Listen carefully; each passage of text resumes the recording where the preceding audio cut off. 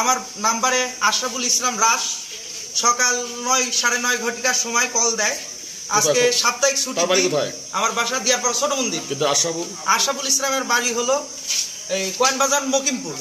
আমাকে 9:30 নাগাদ ফোন দেয়। আমি ফ্রাইডে সেই হিসাবে ঘুমাচ্ছি এবং বাবা শিক্ষক কলেজের, সেই হিসাবে তিনিও ঘুমাচ্ছে, তাকেও কল দিছে। এরকম পর্যায়ে তিনি 11:30 নাগাদ আমার বাসার কাছে চলে আসে। আসার পরে আমার মা গেট খুলে দেয়। গেট খুলে দেওয়ার পরে আমাকে বলে শৈবাল কোথায়। আমি ঘুমানো অবস্থায় তার সাথে কথা বললাম। তখন আমার মা জিজ্ঞেস করলো, আশরাফুল বাবা তুমি শৈবালের কাছে টাকা নিছো, এই টাকাটা দিবা কবে? তখন সে বলল, আমি আজকে 90,000 টাকাই দিব শৈবালের কাছে।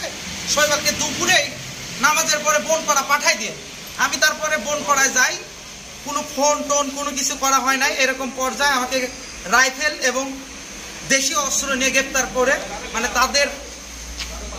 তাদের গন্তব্য স্থানে নিয়ে যায়। নিয়ে যাওয়ার পরে আমাকে অনেক অত্যাচার করে, আমাকে অনেক মারধর করে এবং রাইফেল দিয়ে হুমকি ঝামকি দেয় এবং বাঙালি অস্ত্র দিয়ে আমাকে ক্ষতিগ্রস্ত সাফিকিং করে এবং চত্থাপ্পড় আমাকে দিছে।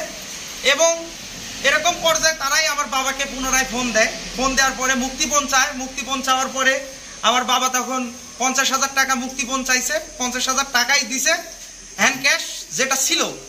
আর বাবার দলিলের ফটোকপি, যত দলিলের যাবতীয় দলিল বাসায় যেগুলো ছিল সব কিছুই বাবা দলিল নিয়ে তাদের কাছে আত্মসমর্পণ করে। এবং সাদা 2টা স্ট্যাম্পে একটা বাবা নিয়ে যায়, আর একটা ওরাই রাখছিল 100 টাকার স্ট্যাম্প।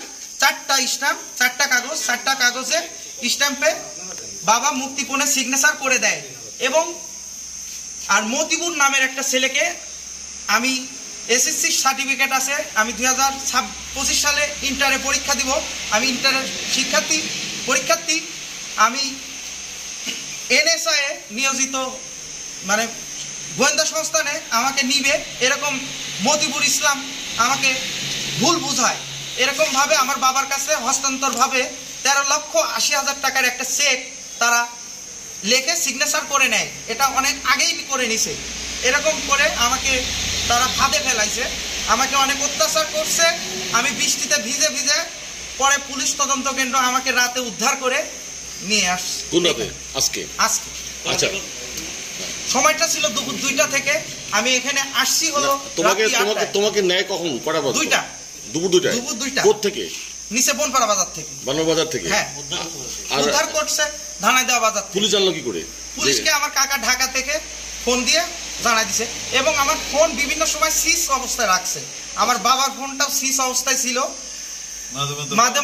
মাঝে মধ্যে কারো। তুমি বলছো যে রাইফেল নাকি পিস্তল? রাইফেল এক জিনিস, পিস্তল দুই। রাইফেল হচ্ছে লম্বা হয়, ছোট অল্প ছোট। ঠিক কে ধরছে তোমার মাথায়?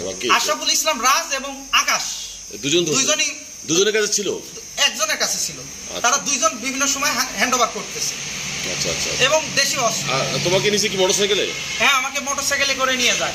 আমার মোটরসাইকেলে, এই যে মোটরসাইকেল। তোমার মোটরসাইকেল? আমার মোটরসাইকেলে তারা নিয়ে যায়। আচ্ছা আচ্ছা, ঠিক আছে। তো যাওয়ার সময় চিৎকার দাও নাই? চিৎকারের কোনো সময় ছিল না। বনপাড়া বাজার থেকে উঠাই নিয়ে গেল? যে বনপাড়া বাজার থেকে উঠাই নিয়ে গেছে। আমি কোনো চিৎকার কিছু করতে পারি নাই, আমি কোথাও ফোন দিতে পারি নাই, আমি কোথাও কিছু। কিন্তু যখন বনপাড়া বাজারে 2টার সময় নেওয়া হলো তো মানুষজন ছিল, চিৎকার দিতে পারত না?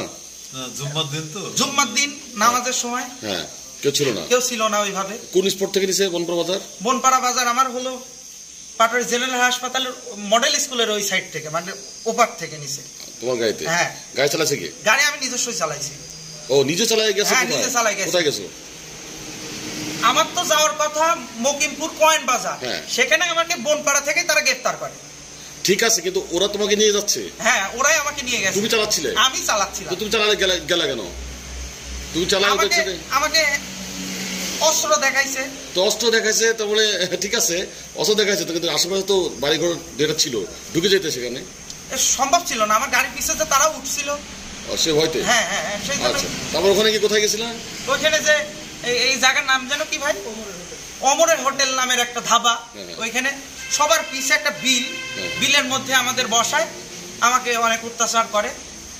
তারপরে আমার বাবাকে মুক্তি পৌঁছায় বাবা। তারপরে কিন্তু কেন তারা এরকম কাজ করলো? কি মনে হয়েছে? আমার মনে হয়েছে আমি তো আসলে এসএসসি সার্টিফিকেট আছে, কেন তারা এই কাজটা উঠাই কেন নিল? উঠাই নেওয়ার কারণটা হলো তারা জানতো আমার বাবা একজন শিক্ষক মানুষ, আমার বাবার কলেজে এখনো এমপিভুক্ত হয় না, কৃষি ও কারিগরি কলেজে জেনারেল প্রভাষক, এবং তারা জানতো আমার বাবার কাছে অনেক অঢেল টাকা আছে এবং আমি জমি বিক্রয়ের একটা পোস্টার টাঙ্গাইছি। এখানে বুঝতে পারছে জমি বিক্রয় হচ্ছে, এরকম হচ্ছিল, ওরা মনে করছে অনেক টাকা পয়সা আছে, সেই কারণে আমাকে তুলে নিতে। আচ্ছা, থানায় কি অভিযোগ দেওয়া হয়েছে? থানায় অভিযোগ আমি দিতে চাইছিলাম, পরে দেওয়া হলো না, মানে ওটা ভুল হয়েছে।